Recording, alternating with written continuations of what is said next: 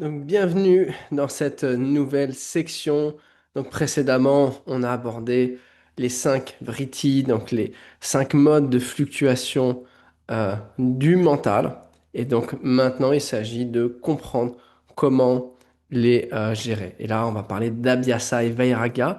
On rentre dans le 11e verset des Yoga Sutras du chapitre 1. Donc, commençons par le sanskrit et puis ensuite, on va décomposer. Abhyasa Vairagya Abhyam Tan Nirodha. Donc, traduction, la cessation des vrittis s'accomplit par la pratique et le détachement. Hein. On a parlé du détachement précédemment, donc vous allez comprendre hein, que en yoga, la notion de détachement revient très souvent. Maintenant, le détachement, c'est pas être dans le laisser aller, c'est pas être dans l'absence d'action, dans la négligence. C'est plutôt être impliqué tout en étant détaché du résultat. C'est ce qui nous permet d'optimiser justement le résultat. Revenons maintenant à la définition. Abhyasa, c'est ce qui veut dire la pratique, mais pas seulement la pratique, c'est la répétition constante. Hein. C'est la constance qui crée du résultat, c'est pas simplement l'intensité d'1 ou 2 jours. On a besoin de constance et de revenir constamment à ce que l'on fait. Donc Abhyasa est nécessaire, nous dit Patanjali, pour atteindre le but tout en maintenant vairagya, c'est-à-dire le détachement. Donc on va avoir besoin de 2 composantes, le détachement, le non-attachement à quelque chose, une émotion, un vritti, tout en répétant constamment. Et c'est par ces deux abhyams hein, que cela est maîtrisé. Donc là, on a les 2 conditions, et Patanjali simplifie un petit peu la voie, il nous en donne que deux. Détachement et pratique et pas pratique de temps en temps, c'est de la constance. On s'implique constamment et en même temps on se détache et vous avez la ligne de conduite à suivre pour n'importe quel projet que vous voulez réussir. C'est vraiment l'attitude mentale à adopter. Donc vous êtes dans l'action, vous êtes pleinement ce que vous faites, vous êtes présent. Spontanément, vous allez trouver ce qu'il faut dire, les bonnes actions à exécuter et vous allez en même temps être détaché, raison pour laquelle vous allez optimiser les chances d'avoir le meilleur résultat possible. Ça marche aussi bien là pour le monde extérieur que pour le monde intérieur. Donc en clair, pour maîtriser les 5 types de vritti, hein, pramana, viparyaya, vikalpa, nidra et smriti, hein, vous les commencez à les connaître, connaissance juste, connaissance erronée, construction mentale, visualisation, imagination, etc. Le sommeil, c'est-à-dire l'absence d'expérience, et la mémoire, c'est-à-dire les souvenirs passés. Il y a seulement 2 choses à faire, pratique conscience et détachement. Et ça va être les 2 ailes du yoga. Vous pouvez imaginer un oiseau dont l'aile gauche, c'est la pratique, l'effort, hein, abhyasa, et l'aile droite, ça va être vairagya, le lâcher-prise, le non-attachement. Avec une seule aile, le problème, c'est que soit l'homme tourne en rond, hein, ou alors il va pas dans la bonne vraiment direction. Avec les deux, il vole. Enfin, là, en l'occurrence, l'oiseau, mais l'homme, c'est un petit peu pareil. Donc, un homme, s'il est seulement dans l'effort, mais qu'il est attaché au résultat, ça va créer de la frustration, des burn-out, et vous savez ce que je veux dire. Vous êtes trouvé à un moment ou un autre dans votre vie dans cette situation, peut-être que vous y êtes même encore. Vairagya, seul, si on n'est que dans le détachement mais pas dans la pratique, on va rentrer dans une forme de passivité, de stagnation et d'absence de résultat qui n'est pas bonne non plus. Seulement lorsqu'on combine Abhyasa et Vairagya, là on est dans la voie du milieu, l'équilibre parfait que l'on recherche. Donc Abhyasa, c'est maintenir un effort soutenu et répété, mais dans la bonne direction, pas n'importe où. Donc il se caractérise par le fait d'être pratiqué tous les jours et pas selon envie, et sur une longue période de temps avec patience. On y met de la sincérité, on ne le fait pas mécaniquement, c'est-à-dire que c'est pas juste une répétition mécanique. Pour n'importe quel processus, si on veut l'améliorer, il va falloir mettre de la qualité dans l'implémentation. Constamment prendre du feedback pour chercher à améliorer et voir le niveau supérieur. Et il faut une base solide sans interruption. Il faut éliminer les distractions et les interruptions. Et ça fonctionne pour n'importe quel projet. Hein. Ça, c'est des conseils pratiques pour la mise en place, euh, que ce soit dans votre carrière, un business, un projet personnel. Vous avez besoin de ces qualités-là. Abhyasa, ça signifie autrement dit revenir à l'état de témoin. C'est être dans cette étape d'observation et de cultiver la présence. C'est un engagement actif sur le chemin de la connaissance de soi. Il n'est pas passif. Le détachement, Vairagya, il se caractérise par l'absence de désir compulsif. Euh, on n'est plus esclave de la recherche du plaisir et des distractions sans fin. Et on est capable de reporter la gratification immédiate. C'est-à-dire qu'on est en capacité d'exécuter une action en sachant que le le résultat futur ou le résultat est possiblement remis à plus tard ou reviendra au bon moment. Et c'est toute la différence de faire des actions qui génèrent de la dopamine immédiate. On parle de la gratification instantanée, qui a plutôt tendance d'ailleurs à affaiblir le système nerveux. En revanche, Vairagya ne suffit pas à apathie, indifférence froide, un refus de vivre ou fuite du monde, ou suppression des émotions. Ce que cela signifie vraiment, c'est la liberté intérieure face aux expériences et le fait de ne pas être esclave de nos désirs, mais pas non plus esclave de nos aversions, c'est-à-dire de ce qu'on n'aime pas. Parfois, il y a des choses qu'on n'aime pas, mais qu'on doit faire pour avancer. On a cette capacité à lâcher prise et on est dans l'absence de soif compulsive ou de désir compulsif, c'est l'équanimité face à ce qui arrive. Donc, on pourrait regarder maintenant comment est-ce que Abasya et Vairaga travaillent ensemble.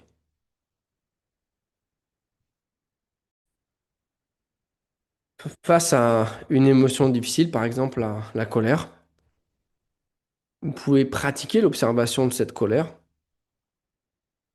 Et ça, c'est la pratique, Abhyasa.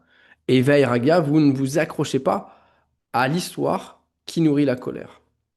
Donc, vous devez accepter, certes, qu'il y a une colère, vous n'allez pas la supprimer, mais vous allez vous détacher, d'accord, euh, de l'histoire ou du scénario. Et juste revenir dans l'observation. C'est ce qui va vous permettre de diminuer, encore une fois, l'intensité de la colère. Elle perd son emprise et vous restez centré. Dans la vie quotidienne, vous pouvez chercher à, la- à- à revenir à l'état de témoin à chaque instant. Mais inclure Vairagya, c'est aussi le fait d'accepter qu'il y aura des hauts et des bas et me détacher du résultat. Ne pas créer de la frustration quand je suis dans un bas, quand je suis, ou inversement, ne pas m'attacher à quand je suis dans un haut, ce qui permet de maintenir en fait une stabilité intérieure croissante indépendamment des fluctuations. Alors comment est-ce qu'on pourrait définir la pratique? Voilà. Et la pratique, d'ailleurs, c'est pour tout ce que vous voulez manifester dans votre vie, hein. Ça peut être euh, aussi bien pour le monde intérieur que pour le monde extérieur, pour manifester des projets. Ce qui est important, c'est déjà de prendre un temps pour observer les différentes fluctuations pendant la journée et se donner peut-être même quelques minutes, 5, 10, 15, 20 minutes, où je reste assis en conscience avec moi-même. Concernant l'effort, il ne s'agit pas d'être excessif et d'arriver au burn-out, ni d'être dans le laxisme et de stagner. Donc c'est comme accorder une guitare, qu'il faut ni être trop tendu, ni trop lâche. Et surtout, il faut ajouter de la patience. Et ça peut être l'ingrédient manquant parfois. Les résultats ne sont pas immédiats. Et certains peuvent venir après 2 ans, 3 ans. Donc au départ, il faut accepter de pratiquer pour pratiquer ou de faire par amour de faire ou pour amour de devenir meilleur jusqu'à ce que le résultat devienne en fait une conséquence inévitable de mon amélioration continue. Maintenant, pour intégrer le détachement dans ma vie, il suffit simplement d'observer déjà quand l'attachement se produit. Hein, quand vous n'avez pas ce que vous voulez et que ça crée de la frustration, de dire, OK, je suis simplement attaché à ce résultat. OK, je veux être reconnu euh, comme telle ou telle personne ou avec ce statut ou avec ce niveau de succès. Et vous avez simplement à le remarquer et de décider de relâcher l'attente et de dire c'est ainsi, j'accepte ce qui se passe. Moi, de mon côté, je vais faire mon mieux. quand se produit un échec, mais même quand vous êtes face à un succès, dire, OK, c'est agréable et c'est génial, mais je ne vais pas m'y accrocher. Je sais que de toute façon, il y aura d'autres succès. Et entre les succès, il y aura peut-être même des échecs, parce que les échecs, en fait, sont les pierres qui permettent de préparer nos futurs succès. On parle aussi de huit paires d'opposés, les Dvandva, c'est-à-dire plaisir, douleur, gain, perte, succès, échec, louange, critique. L'idée, c'est de ne pas s'identifier à ces différentes paires d'opposés non plus. Constamment, elles viennent colorer l'expérience euh, de notre quotidien.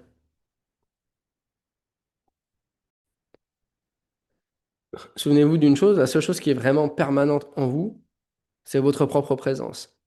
Ultimement, un jour ou l'autre, vous serez séparé de votre corps, de vos possessions, de vos rôles, de vos états mentaux, de vos états émotionnels. Peu importe à quel point vous accrochez, vous essayez de les faire durer dans le temps, ce moment viendra où ils n'auront plus aucune importance. La seule chose qui a ça, ça sera votre présence et votre conscience. Donc plus vous habituez en fait à cet état, mais plus vous faites mûrir votre espace intérieur et plus vous gagnez en maturité parce que adopter cette attitude et ce regard-là face à la vie, c'est un signe de maturité. Ça vous rend moins réactif aux événements, moins sujet à la dépression, aux fluctuations justement et aux hauts et bas. Vous êtes simplement, tout événement qui se produit dans votre vie devient une force pour vous hisser au niveau supérieur. Donc, vous commencez à comprendre la synergie. L'idée, c'est de s'installer dans la constance, dans l'effort juste et constant. Et plus vous avancez dans l'effort, plus aussi ça va vous aider à réaliser que la vie est en changement permanent et ça va vous aider à développer aussi ce changement naturel, ce détachement naturel, puisque vous comprenez que un instant est toujours insaisissable. Ce qui se produit au présent, peu importe à quel point on a envie de le retenir, finit par s'échapper et les scènes continuent à défiler. Et on n'a pas tant de contrôle que ça là-dessus. Ça nous permet d'apprendre le détachement. Et inversement, plus on va pratiquer le détachement, plus on peut rentrer dans une pratique approfondie avec du résultat et on rentre vraiment dans une spirale ascendante. Essayez-le aussi bien dans euh, l'éveil du monde intérieur que dans l'expansion du monde extérieur. Vous verrez que ça marche très bien. Donc désormais, à ce stade, Patanjali nous a révélé la carte complète. Hein, il nous a donné, comme un médecin le ferait, le diagnostic. Il nous dit les vritis doivent cesser, ou du moins on doit cesser de s'identifier à eux. D'accord? Deuxièmement, vous n'avez que deux états possibles. Soit je suis établi dans le témoin, dans un état de liberté, c'est ma véritable nature, mon je suis. Soit je suis identifié aux vritis, aux souffrances, aux couches, aux différentes couches de mon histoire, et c'est ce qu'on appelle en réalité l'ego négatif. Donc vous comprenez, hein, je pense que vous commencez à retomber sur vos pattes. Soit je suis dans le je suis, soit je suis dans l'ego négatif. Troisième point, on a fait une cartographie complète des différents modes d'identification qui génèrent hein, l'identité limitée, égotique. Et en dernier, nous avons vu la solution. Après avoir cartographié, la solution est très simple. En deux mots, hein, c'est le détachement. On a vu déjà des exemples comment, avec certains, et l'effort constant, avec une volonté d'amélioration. Et là, vous avez un système complet. Alors maintenant, place à la pratique. Ce que vous pouvez faire, avoir un petit journal. Par exemple, ce soir, vous allez noter quel vritti a été dominant aujourd'hui. Est-ce que c'est plutôt la perception juste? Est-ce que c'est l'erreur, la projection? Est-ce que c'était plutôt l'imagination, la rumination? Est-ce que c'était plutôt la léthargie, la torpeur? Ou est-ce que c'était des mémoires obsessionnelles? Est-ce que c'était douloureux ou est-ce que c'était plutôt bénéfique? Est-ce que je me suis identifié à eux? Est-ce que j'ai pu revenir au témoin? Et si oui, comment? Qu'est-ce qui s'est passé? Et c'est ça, hein, arriver à l'expérience personnelle, c'est en cartographiant soi-même les différentes euh, étapes et événements de la journée. Donc pour être plus conscient de ce qui se passe dans votre journée, vous pouvez très bien reconnaître en temps réel Hein. Par exemple, mettre une alarme 3 fois par jour, ou quand elle sonne, vous arrêtez. Vous faites une pause et vous regardez, vous observez qu'est-ce qui est présent en ce moment. Si je reviens à la présence, qu'est-ce qui vient? Ah, là, c'est un vicalpa, je suis dans l'imagination, je suis dans le fantasme. Ah, là, je suis dans un souvenir passé, c'est smriti. Ok. Est-ce que je peux revenir au témoin qui est conscient de ça?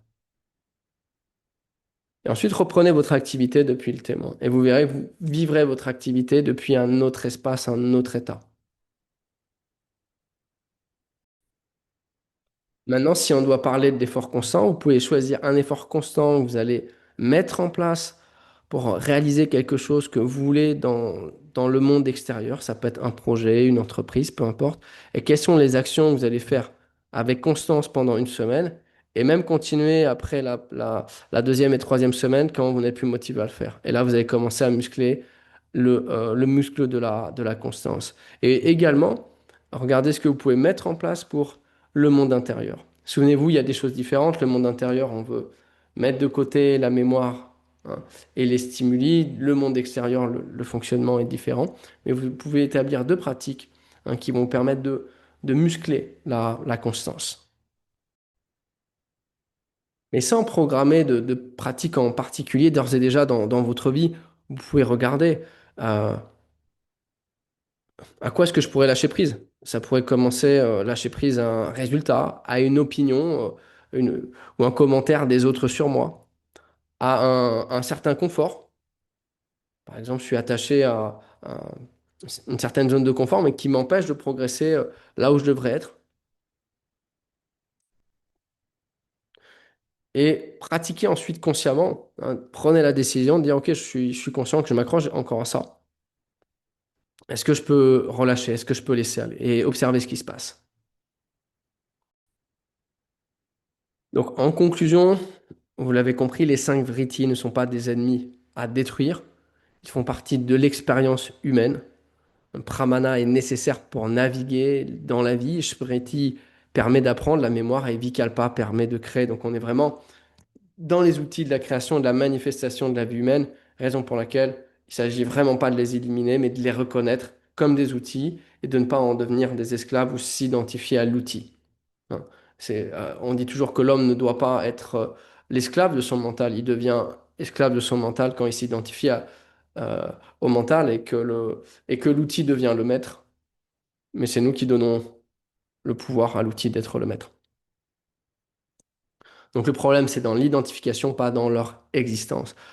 Donc le yoga ne vous demande, le vrai yoga en tout cas, ne vous demande pas de ne plus jamais avoir de pensée, ne plus jamais imaginer ou vous souvenir et devenir un robot sans émotion. Hein, c'est ce que certains essayent de faire. Le vrai yoga vous invite à reconnaître vos vrittis, vos fluctuations quand ils surgissent, ne pas vous confondre avec eux, rester établi dans l'état de témoin, drashtri, utiliser les vrittis consciemment quand nécessaire et dans la méditation, hein, permettre leur cessation temporaire pour toucher à d'autres états. La promesse que je peux vous faire, c'est que si vous pratiquez régulièrement et cultivez le détachement, bien déjà, les fluctuations qui génèrent des événements douloureux vont commencer à diminuer progressivement. Les fluctuations qui génèrent plutôt des sensations bénéfiques vont devenir votre mode par défaut et vous passez de plus en plus de temps établi dans l'état de témoin et c'est aussi un état de performance optimal. C'est ce qui vous permet d'obtenir le maximum tout en étant dans la justesse. Et éventuellement, dans la méditation profonde, vous commencerez à toucher un des états de samadhi, c'est quand même les associations au vritti positif cessent. Et vous êtes dans un état dit de Turyatita, dans un état transcendantal. Donc, c'est pas quelque chose de lointain, c'est un processus qui peut commencer dès maintenant, hein, si vous commencez de mettre en application. Hein. Souvenez-vous que les vagues continuent de se former, hein, à la surface de l'océan inlassablement. Mais l'océan, mais l'océan lui, hein, reste toujours calme à l'intérieur, dans les profondeurs. Et on pourrait comprendre que l'évritis, c'est également ces vagues qui surgissent, hein, à la surface de notre mental, mais on ne s'identifie pas à la surface. On est en réalité quelque chose de beaucoup plus profond. Donc souvenez-vous que dans les profondeurs de votre être, demeure en fait une paix profonde qui est inaltérable. Et c'est simplement ça, le fait de se retirer petit à petit, qu'on appelle pratyahara, on, on touche à ces couches de l'être qui ne peut jamais être blessé, qui ne peut jamais être déstabilisé, et qui est toujours dans la joie et dans l'envie d'expression et d'expansion continue.